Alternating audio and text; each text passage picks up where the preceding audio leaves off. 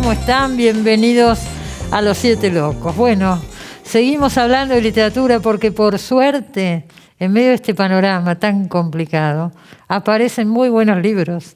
Muy buenos libros tenemos. ¿Se acuerdan la semana pasada que estuvo acá Alan Pauls? Estuvo Pedro Mairal.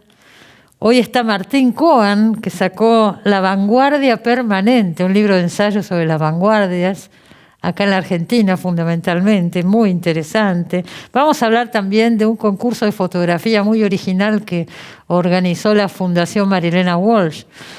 Fotos en pandemia, pero no una foto sobre la pandemia. Convocó a los fotógrafos a que durante todo el año pasado, 2020, hicieran una secuencia de fotografías, fotografiando la pandemia. Surgieron unos trabajos fantásticos y de eso vamos a hablar también en el programa.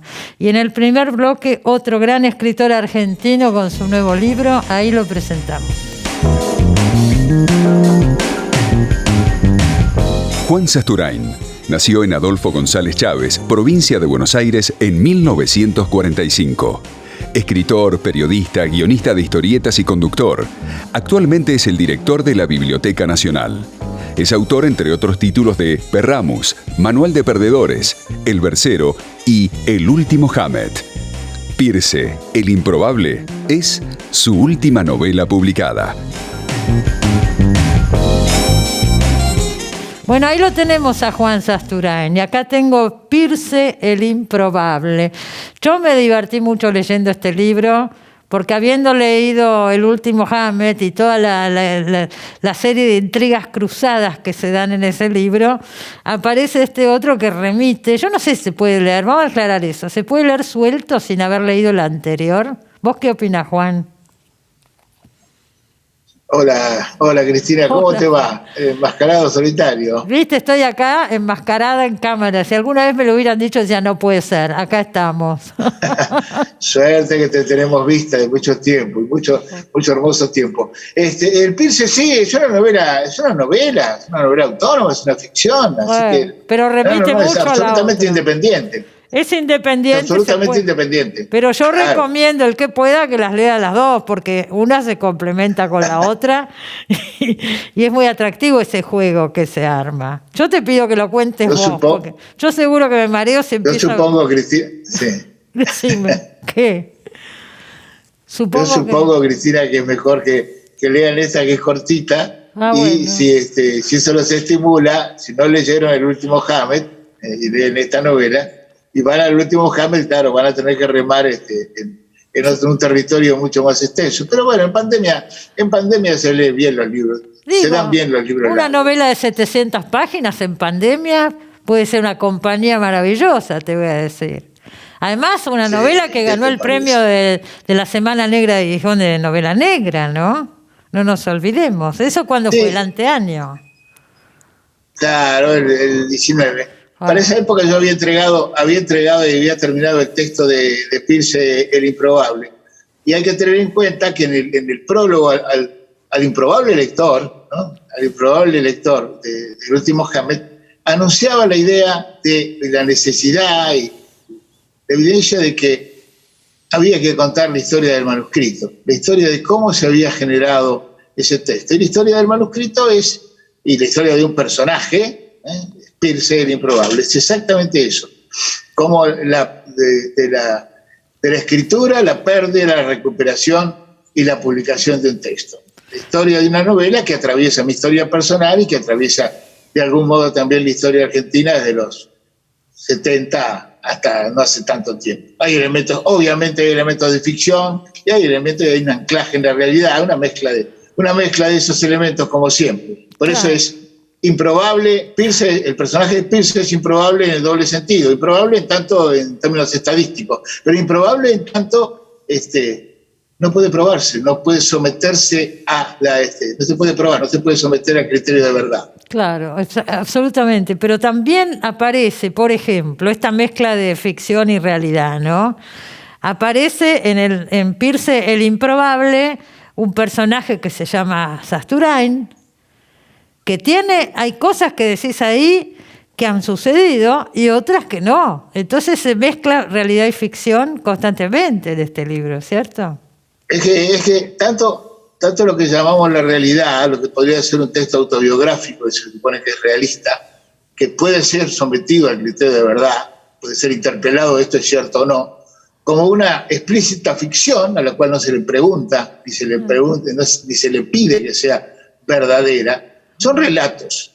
Lo que los une a todos son relatos. El relato de la historia, el relato de la ficción, la autobiografía, cualquier tipo de cosas, son relatos. Eso es lo que los define. Y eso es lo que hace que se entremezclen los criterios una vez que uno comienza a escribir, ¿no? Seguro, seguro. Por ejemplo, el libro está dedicado a esa persona que un día te llamó por teléfono y te dijo que estaba enfermo y te quería regalar su biblioteca de policiales, que era una cosa maravillosa y completísima. Sí, Rodolfo. Sí, Rodolfo el cual, existió. Bueno, se menciona su nombre completo. Claro, ¿existió? No, eso ocurrió, claro, eso ocurrió. Yo me acuerdo porque una vez lo contaste acá en el programa, que había pasado eso. Claro que sí, y bueno, esta novela no sería posible y tantas cosas no serían posibles sin ese gesto inicial, ¿no? Claro, seguro. Entonces, digo, ¿por dónde empiezo? Está la novela Tulip, no sé cómo se dice, que Hammett deja inconclusa al morir y que unos años después publica Lilian Hellman, su mujer, y que vos tomás. Exactamente, y que es la base del desafío que yo me propuse de completar esa novela, y de alguna manera el último Hammett es precisamente el cumplimiento a lo largo de décadas de ese desafío, escribir la novela que Hammett había dejado inconclusa.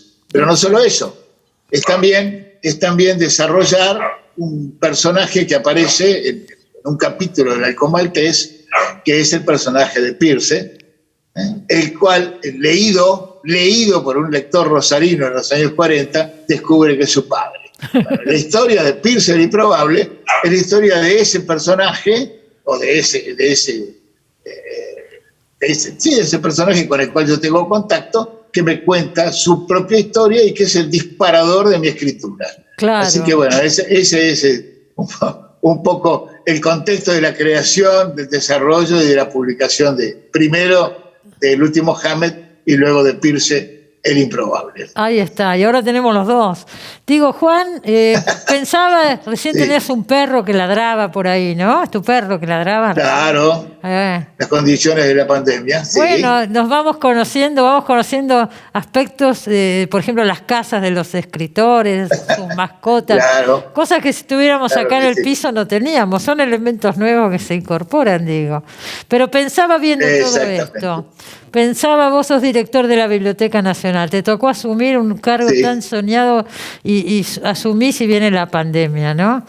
Y digo, ¿cómo están las cosas por allá? Bueno, hemos pasado, como te imaginarás, Cristina, y como todos hemos pasado por distintas circunstancias. Lo que uno podría dar como primera pauta de descripción es que no pudimos hacer nada de lo que pensábamos hacer. Tuvimos que hacer otras cosas, obviamente. Entonces nos convertimos en una entidad que se comunicaba con sus usuarios a través de las formas virtuales. Tuvimos que generar un montón de actos, más allá de todo lo que trabajamos internamente, ¿no es cierto? Pero no para un público real. Pudimos desarrollar toda una actividad virtual que fue muy fuerte, ¿no? Con aquella consigna, hasta la pandemia siempre, hasta la vacuna siempre, trabajamos durante todo el 2020 y ahora estamos trabajando en el comienzo del 2021 haciendo en el interior de la biblioteca las cosas que pueden hacerse, obras de infraestructura, obras de desarrollo interior, desarrollo de nuestros programas, y hacia afuera todo el contacto a través de las actividades culturales que se pueden verter a través de la red virtual.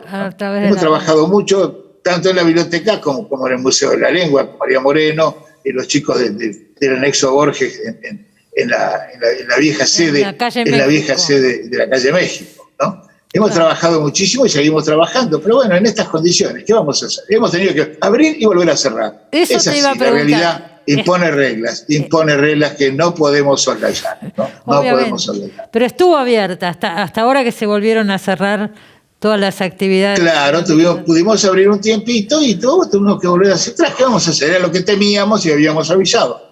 ¿Qué vamos a hacer? Nada, es así, es así. Y vos ¿qué te puedo decir?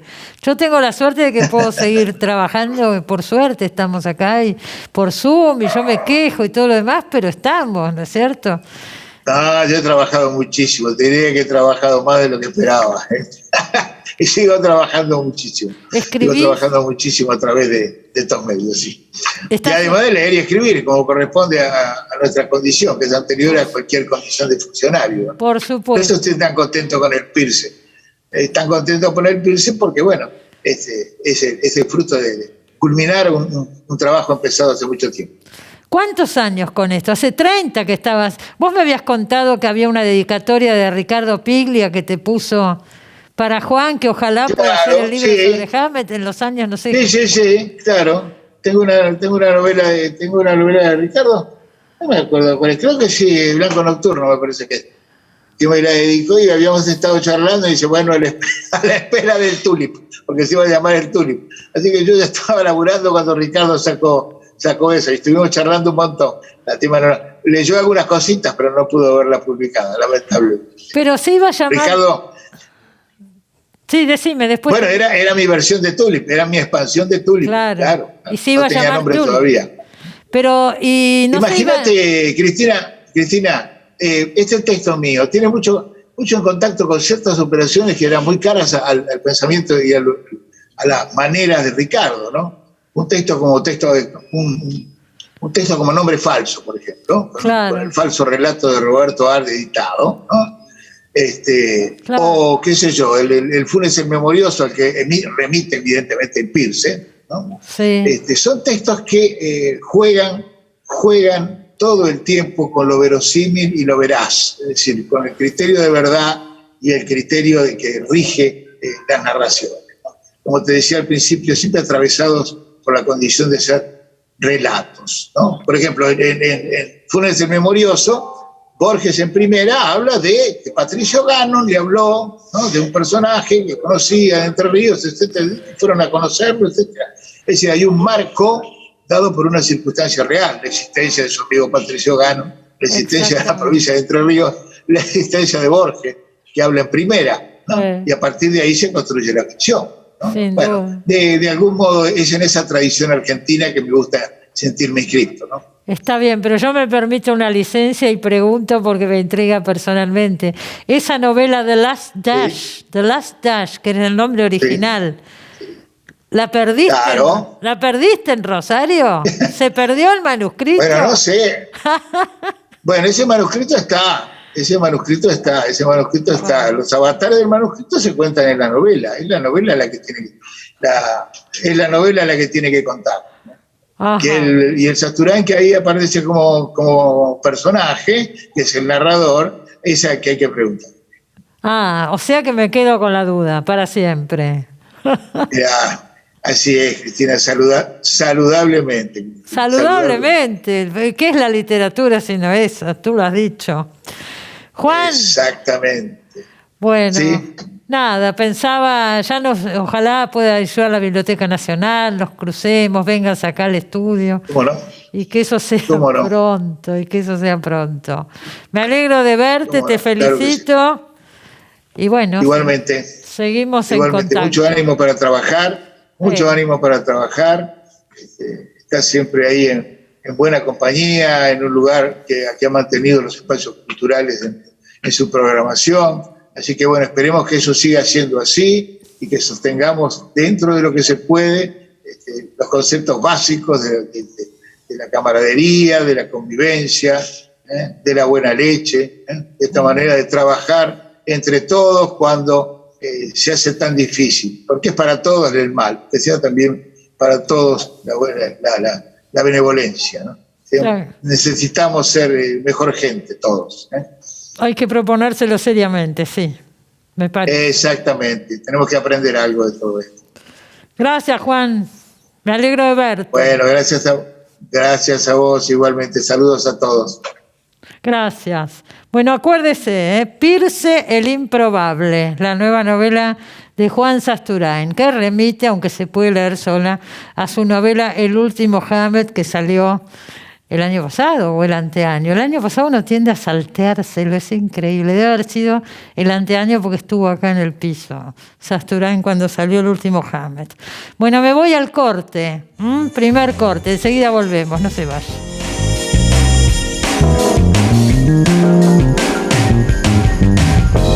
Bueno, yo les decía al principio del programa que la Fundación Marilena Walsh este año, todos los años convoca un premio, hasta ahora habían sido literarios, y este año convocó, el año pasado en realidad, a un premio de fotografía, una secuencia fotográfica. Está con nosotros Graciela García Romero, que pertenece a la Fundación Marilena Walsh, y quería hablar un poquito con ella. Entregaron los premios hace unos días, se hizo el acto por Zoom, ¿no?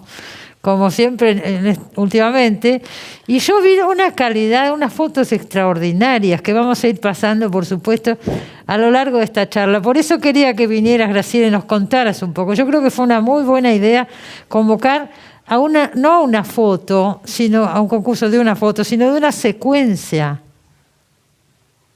Creo que lo mínimo eran 40 fotos, ¿no es cierto? En verdad 40 fue el piso, pero se enviaron como tope 60. Ajá. Y como vos bien decís, bueno, primero me gustaría explicarte por qué fue en este caso fotográfica. Esta idea la tuvo Sara Facio, la presidenta de la fundación, porque frente a la pandemia, en el momento más álgido el año pasado, ella sintió un impulso, que es lo que hubiera hecho si estuviera sacando fotos, que era tomar la cámara y registrar este momento excepcional, ¿no es cierto?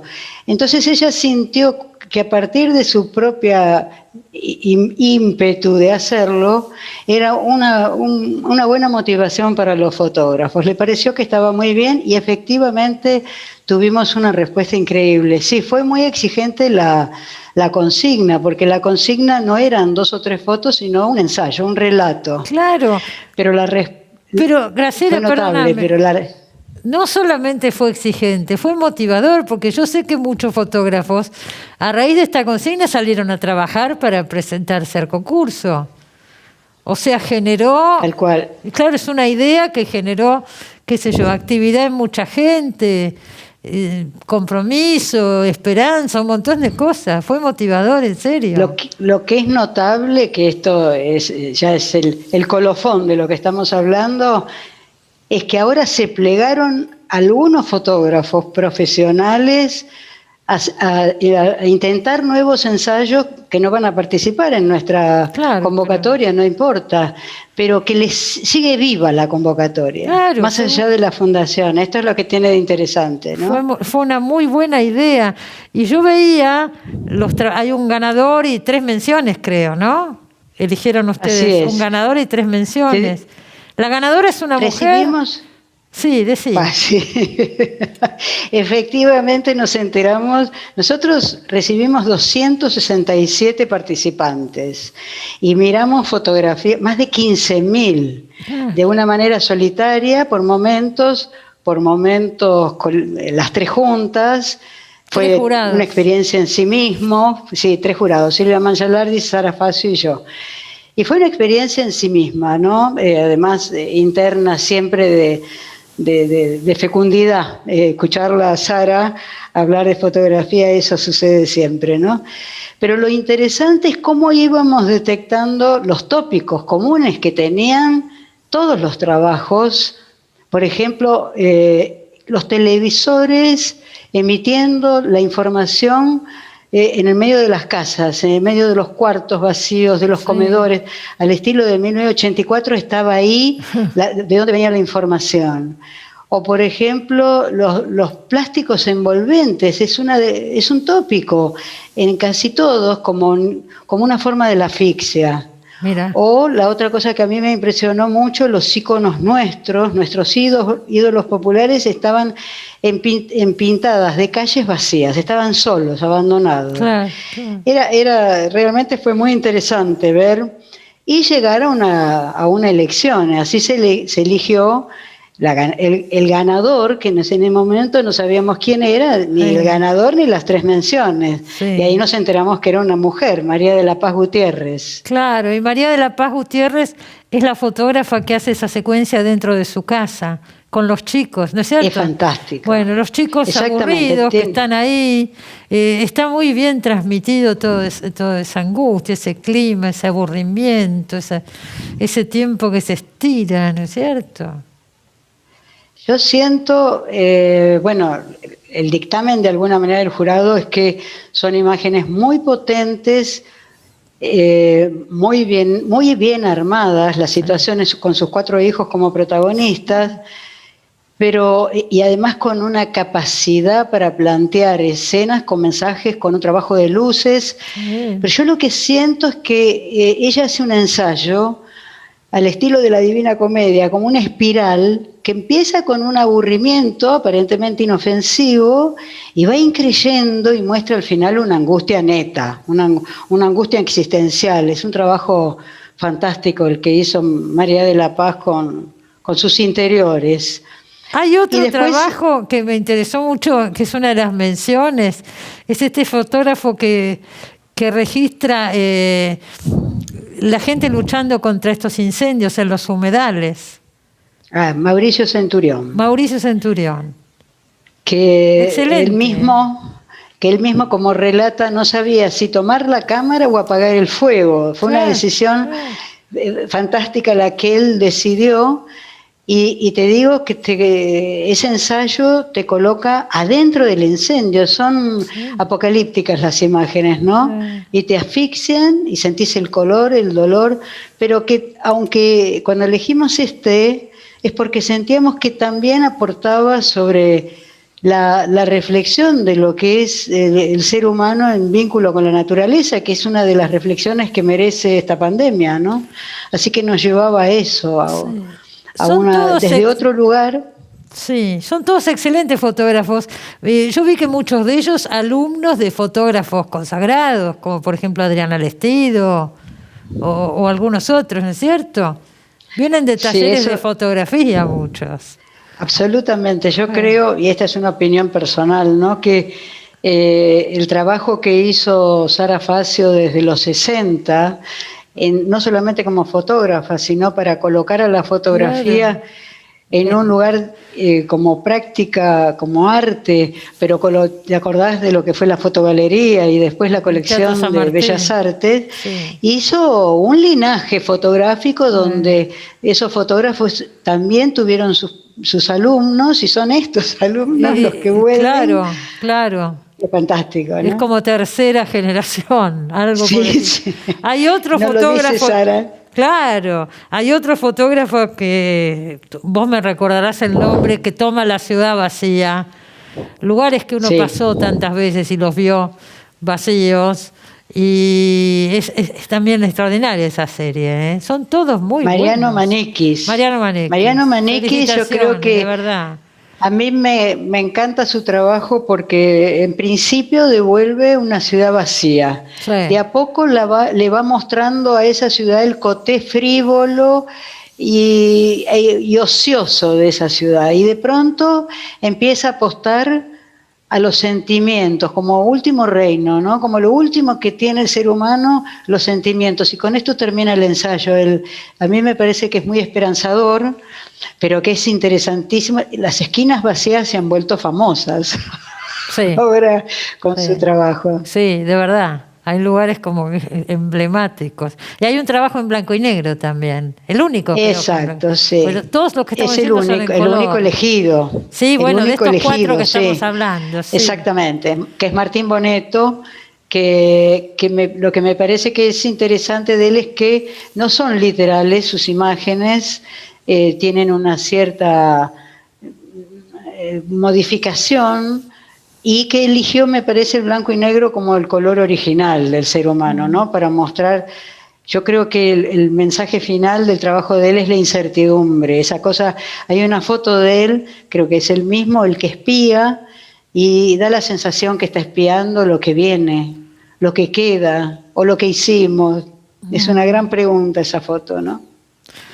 Y en este momento estamos pensando ¿Cómo con seguir? qué, claro, de qué se trata el cuarto premio que ya está instituido, ¿no? Es el premio para nosotros nacional en el sentido de que anualmente María Elena Walsh está presente a través del premio. Perfecto. Y María Elena tenía muchas motivaciones, ya lo sabemos, dentro de su obra vemos que tiene pinceladas musicales, literarias, la poesía, el espectáculo, que a ella le preocupaba y le interesaba. Así que estamos trabajando en qué es lo que va a ser el ¿qué cuarto. van a hacer el año que viene? ¿Y cuándo lo van a anunciar? No se sabe. Supongo que a mitad de este año. Bueno. No, seguramente a mitad de este año, para dar tiempo a prepararlo, ¿no? Estaremos alertas. Este fue realmente una cosa fantástica, me parece que fue original, distinto y necesario. Yo quiero decir... Me parece que aporta la reflexión también. Sí, totalmente. Que son trabajos que aportan, sí. El que quiera ver toda la serie de fotos está en la página de la Fundación María Elena Walsh, ¿no es cierto? Exacto. Bueno, la Fundación, en la página y en el canal de YouTube también, que es la Fundación María Elena Walsh, está el Zoom y en breve ya todos los trabajos bien desarrollados, digamos. Nosotros respetamos la edición y la secuencia que le dio cada fotógrafo, porque hay un proceso dentro de cada ensayo y esto se nota, y se lo hemos respetado. A lo sumo sacamos algunas fotos para llegar al formato de 40, pero van a estar colgados en la página de YouTube y también en las otras redes, pero van a remitir al canal de YouTube donde van a estar completos. Bueno, no se los pierdan porque realmente son trabajos que valen la pena ver y difundir. Gracias por estar con nosotros, Graciela, aunque sea por Zoom. No, gracias a vos, Cristina. Me alegro de verte. Muchas gracias. Gracias. Igualmente. Nos vamos a un corte, señores. En el próximo bloque, Martín Cohen con La Vanguardia Permanente. Mire, se me enganchó, porque quería levantar el libro, no me salió bien el efecto. Martín Cohen con su nuevo libro, La Vanguardia Permanente. Ahí volvemos.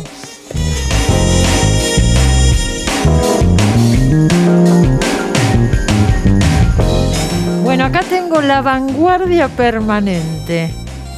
Nuevo libro de Martín Cohen, y también tenemos, por supuesto, a Martín Cohen, que sigue, como siempre, con la bandera de Boca, veo, Martín.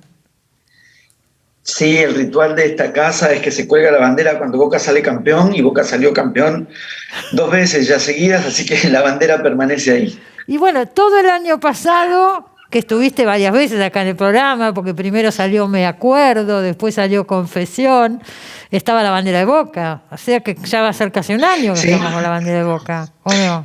Es que así son los hechos. Cristina salió campeón en marzo, le ganó el campeonato a River en la última fecha y volvió a salir campeón a comienzos de este año. Yo no hago más que testimoniar lo que ocurre. Bueno, muy bien, y en el programa aparte nos traes estos elementos que no son los que aparecen habitualmente, así que bienvenido, Martín. Bueno, cada uno tiene su casa y la casa de cada cual es como es. Así es, si el Zoom nos permite saber, estuvo la semana pasada Alan Pauls en el programa y en su nueva novela habla de eso, de lo que uno ve del otro en el Zoom, por la escenografía que aparece atrás. Hay muchos datos. Absolutamente. Hay muchos datos. Absolutamente. Yo además doy, imagínate, cantidad de clases, en algunas con gran cantidad de alumnos conectados en sucesivas pantallas, y por más discreción que le ponga uno al asunto, un poquito pispeás. Y sí, es inevitable, ¿no es cierto? Porque es información que uno recibe. Sí, aparte es difícil mirar la cara y no mirar el entorno. Obvio. Va lo uno con lo otro. Y bueno, yo como estoy acá tengo el mismo entorno de siempre, nadie puede pispear nada. Bueno, estoy impresionadísima porque algunos autores han sacado 2 libros el año pasado, 3 libros, me acuerdo que Guillermo Sacomano sacó 3 libros el año pasado. Martín Cohen 2 libros y ahora otro nuevo, un libro de ensayos, La Vanguardia Permanente. Debo decir que todos estos libros son de un rigor como si hubiera dedicado 3 años a cada uno de ellos. O sea, lo que me hace pensar que con la pandemia estás trabajando más que antes, Martín.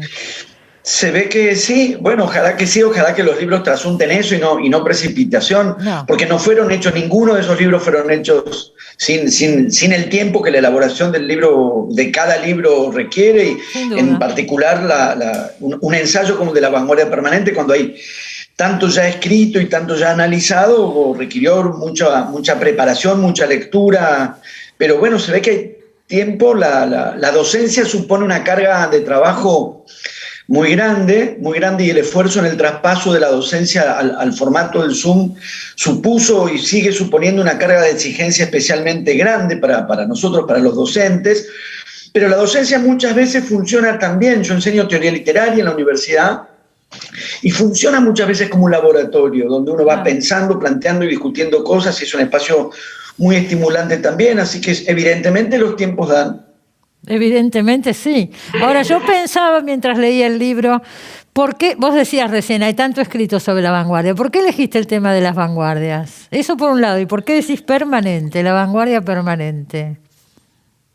Mira, el proyecto del libro surgió, la idea es muy buena, por lo tanto no es mía, surgió a partir de algunas inquietudes de Ana Ojeda, editora en Paidós, y que tuvo la generosidad de comentármelas, y a partir de ahí surgió la idea de en el contexto del centenario, de que se van cumpliendo centenarios de las vanguardias, encarar un trabajo así.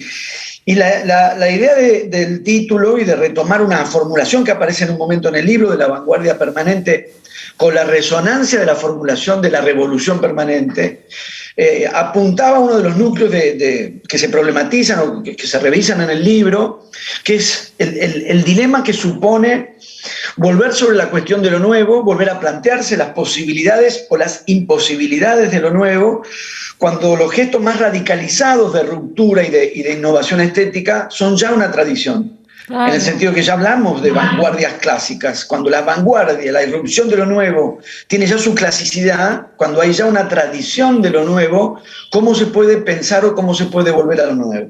Ahí está. Hay un montón de temas que se tratan en el libro, obviamente no vamos a poder acá tratar todos, pero yo elegí algunos ejes como para charlar un poco. Una cosa que decís que es llamativa es que cuando surgen las vanguardias clásicas en Europa, simultáneamente acá en la Argentina estamos en pleno periodo de Lugones, de Rojas, de Gálvez, o sea, de la búsqueda de una tradición nacional, que sería la tradición el opuesto a las vanguardias, ¿no? Absolutamente, y ese desfasaje trae consecuencias interesantes en cuanto a que reformula un mapa de situación. Efectivamente, los años de ebullición de rupturas vanguardistas, no solo en las literaturas europeas, digo, no ya en términos de una conceptualización de centro-periferia para el caso, sino incluso tomando como referencia el caso de otros países de América Latina y de otras literaturas latinoamericanas, lo que estaba pasando en esos años con la poesía en Chile, lo que estaba pasando con el estridentismo en México, el movimiento de antropofagia en Brasil. Si uno toma esas referencias como correlato comparativo, efectivamente la modulación de la literatura argentina en esos años fue, digamos, de un impulso de innovación discreta o modesta, esa especie de paradoja de la vanguardia moderada, que trabajó en más de un caso Beatriz Arlo y que yo retomo, esa especie de oxímoron que supondría decir una vanguardia moderada, tironeada entre el clima de lo nuevo y efectivamente años en los que el movimiento era mucho más, en la literatura argentina, orientado a establecer o afincar una tradición, más que a descalabrarla y apuntar a la desestabilización de lo nuevo. Y ya el hecho de que la revista del grupo asociado con estas módicas innovaciones se llamara Martín Fierro, ya da una señal al respecto. Y eso tiene sus consecuencias, porque cuando a partir de los años 50 o 60 en distintas literaturas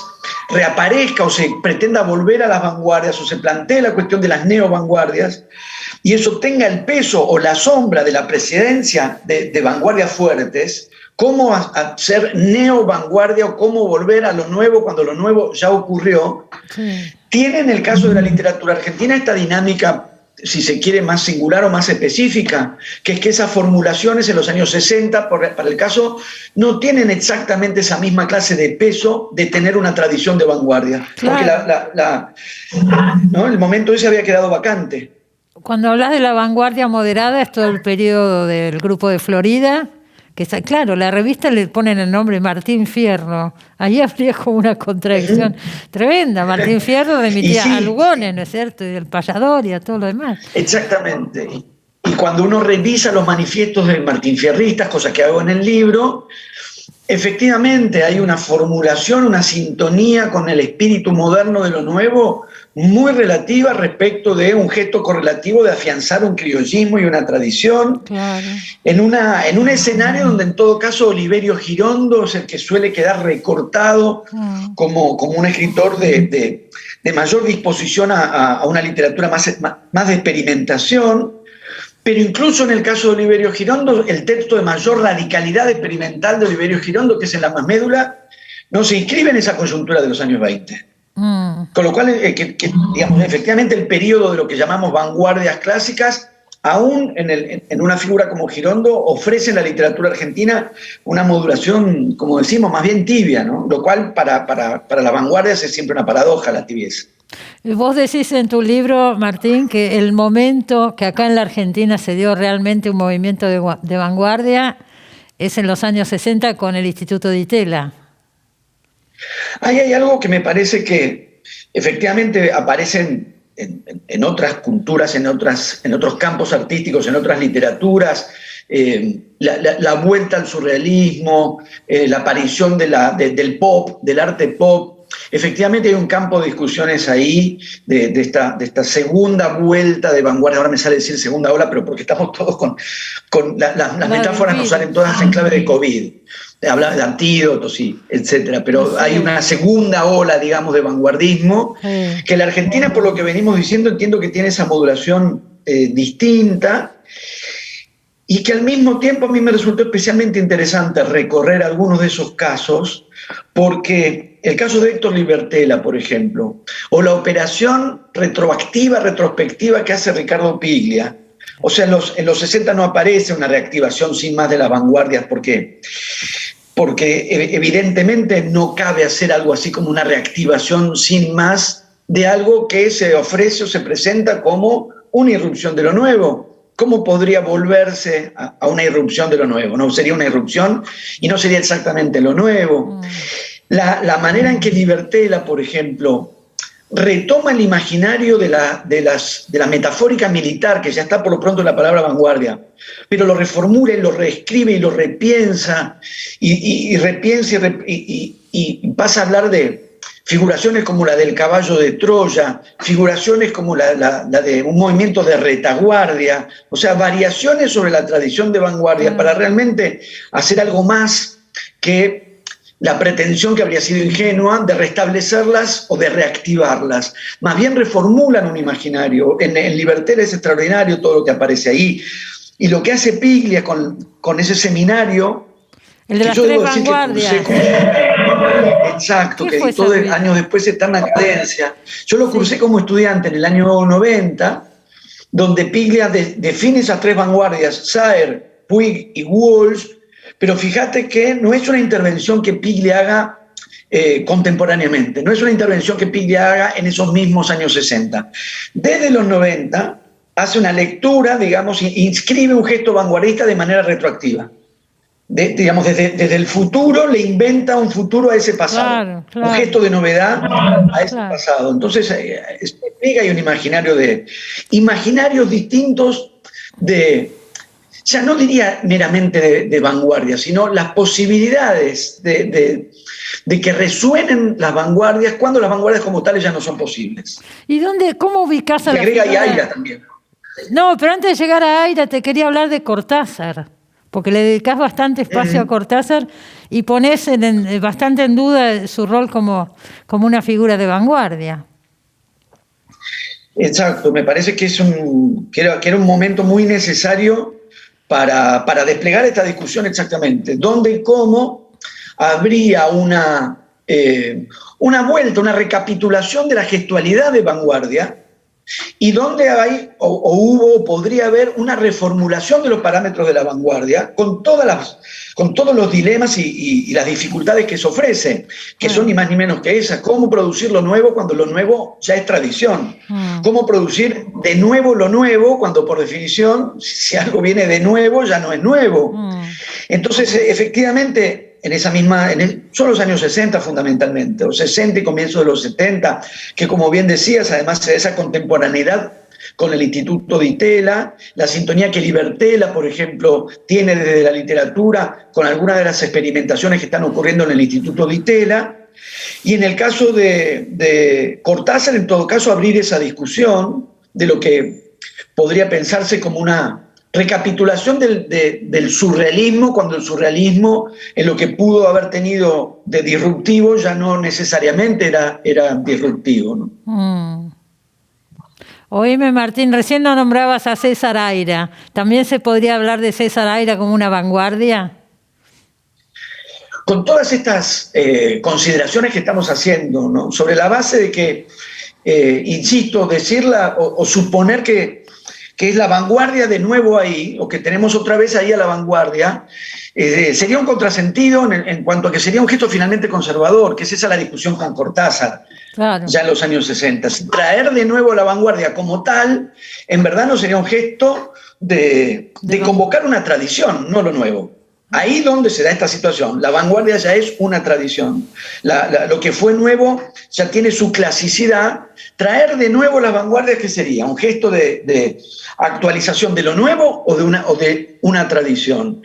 Mientras que Aira, como en los otros casos, lo que hace es maniobrar desde esa imposibilidad, maniobrar desde la derrota de las vanguardias clásicas, pero en lugar de clausurar esa instancia, de meramente clausurarla y solamente, como decir, expedir una partida de defunción, lo que hacen es elaborar y apuntar a variaciones de lo que Damián Tabarovsky llamó fantasmas de la vanguardia. Cierto. Si la vanguardia efectivamente fue fagocitada, neutralizada, asimilada, vuelve como fantasma, vuelve como algo que es al mismo tiempo una imposibilidad y una posibilidad. O, ¿qué se puede hacer con esa imposibilidad?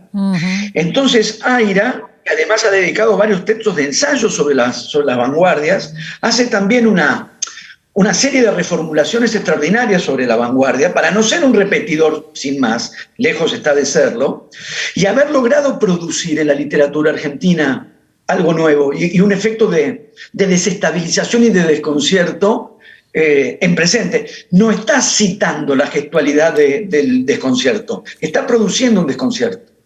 Lo produjo. Bueno, ya que lo nombramos a Aira, quiero decir que todavía no lo dijimos acá en el programa, ganó un premio muy importante hace muy poquito, el premio Fermentor, que algunos pocos argentinos habían ganado, entre ellos Piglia, Borges, y creo que Alberto Mangel también hace unos años, ¿no? Sí. Por la totalidad de la obra. Un personaje como Aira tan polémico y con mucho reconocimiento internacional. Acordate el artículo que sacó Patti Smith en el New York Times, hablando de Aira. Sí. Y cuando se habla del Nobel para un argentino, el único que nombran es a Aira en los últimos años. Ojalá lo gane y celebro que haya ganado también el Fermentor. Cuando obtuvo el premio Manuel Rojas en Chile, Aira hace un gran discurso sobre la amenaza, no sé si es la palabra suya, probablemente sea mía, pero la idea era más o menos esta, la amenaza que supone para un escritor esa instancia en la que se empieza a estabilizar el prestigio y se empiezan a estabilizar los homenajes. Y la manera en que él mismo se planteaba la necesidad de sustraerse y de desbaratar esa estabilización de prestigio de homenajes. Yo admiro muchísimo la literatura de Aira y además aprecio muchísimo ese juego de sustracciones y de antisolemnidades que él activa en su figura de escritor. Así que leí con muchísimo entusiasmo ese discurso de resistencia al lugar del homenajeado, al lugar del ya consagrado.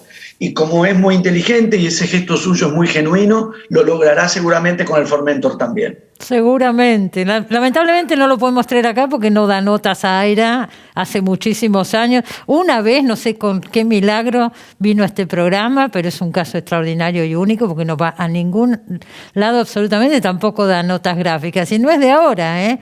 Yo conozco a Aira desde que empezó, era traductor, me acuerdo.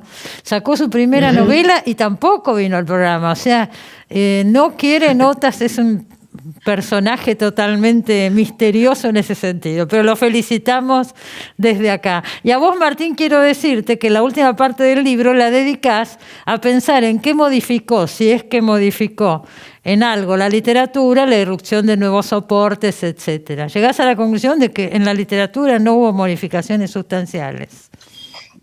Mira, yo trato de no ser concluyente porque formamos parte de ese proceso y todas esas innovaciones están transcurriendo, y es algo que suelo plantear en las clases.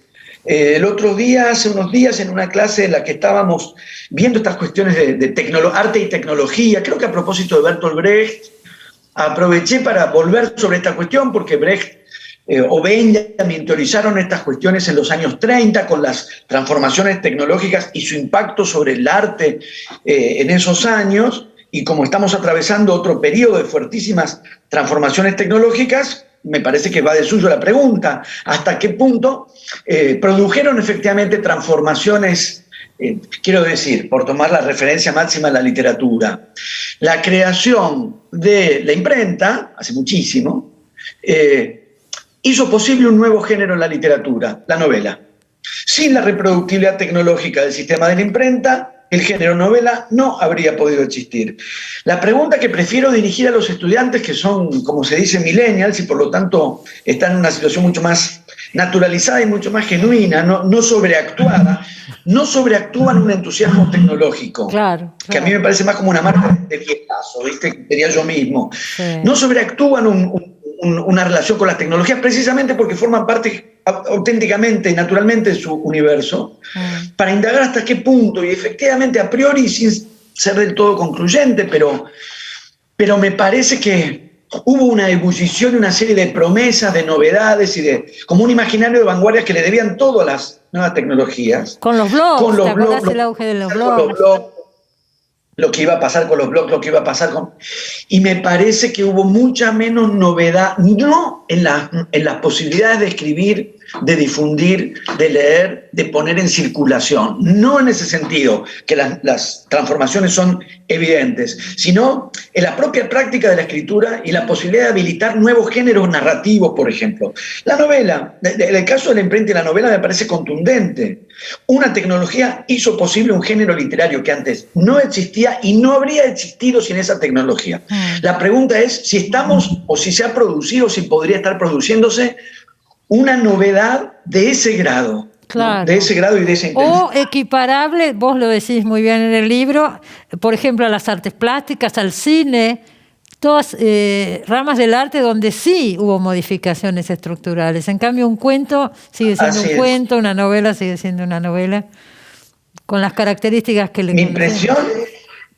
Mi impresión es que sí, o que se puede incluso ganar en sofisticación técnica sobre los modos de ilustrar, por ejemplo, un texto escrito, claro. En el sentido de la relación con una imagen y cliqueando y lo que la imagen puede llegar a ser, pero no deja de ser la disposición texto, ilustración visual. Claro. Entonces, no veo tanta innovación como se prometió, y es interesante en ese sentido porque la condición de la literatura, porque esas posibilidades de reproducción tecnológica que llegaron a la música cuando apareció la posibilidad de grabar y de reproducir grabaciones, que llegó a las artes visuales con la posibilidad de fotografiar y después de filmar. O sea, la reproducción tecnológica llegó a la música o llegó a la pintura, produjo, hizo posible el cine entre el siglo XIX y el siglo XX, pero la literatura tenía reproductividad tecnológica mucho, mucho antes, con la invención de la imprenta. Con la imprenta. Y al mismo tiempo, en este pasaje ultra tecnologizado de las nuevas tecnologías, la literatura que alguna vez estuvo como a la avanzada de la reproductividad tecnológica, ahora está a la retaguardia, porque seguimos todavía, pese a todo y con todas las variantes que se han desplegado, usando aquella vieja tecnología que se inventó en aquel momento y que se llama libro. Por suerte te voy a decir, por lo menos para mí y para mucha gente estoy segura, para vos también, ¿no es cierto? Bueno, nos hizo compañía durante toda la charla un gatito que lo veo aparecer por partes ahí. Sí, hoy que hablábamos de la información que recibimos con los Zooms, en un momento hablabas y movía la cola así encima. Va, viene, bueno, así son los gatos, estoy dispuesto a que forme parte de la escena, porque de hecho forma parte de la escena, si no estaría fraguando una vida que no es la que tengo. Ahora que salimos de nuestras casas, lo que se ve son nuestras casas, y efectivamente hay 3 gatos en la casa. 3 gatos tenés. Y muy a menudo van y vienen, así es. Bueno, los conozco por foto porque Alexandra sube muchas fotos de los gatos. Así es. Así que ya los conocí, pero acá los 7 locos por lo menos no habían aparecido nunca. Bueno, han sido presentados, por lo menos uno de ellos que se llama Gómez ha sido presentado. Gómez era este que andaba por ahí recién, Gómez. Así es. Gracias, Martín. Bueno, nos veremos con el próximo libro, unos meses, y ya te tengo de nuevo por acá. Seguramente algo nuevo habrá. Y vos me dijiste recién que estabas por sacar otro este año, sí. ¿no? Está listo, ya casi listo. Estoy dando toques finales a un libro de cuentos que va a salir en Penguin Random House. Muy bien. Así que estoy muy entusiasmado. Si no nos vemos antes, ahí nos veremos. Seguramente, muchísimas gracias. Chao a vos, hasta pronto. Bueno, acuérdese, La Vanguardia Permanente, interesantísimo ensayo de Martín Cohen. Y ya nos estamos despidiendo, nos vamos, se terminó el programa. Nos vemos como siempre la semana que viene en Los 7 Locos. Buena semana. Chao.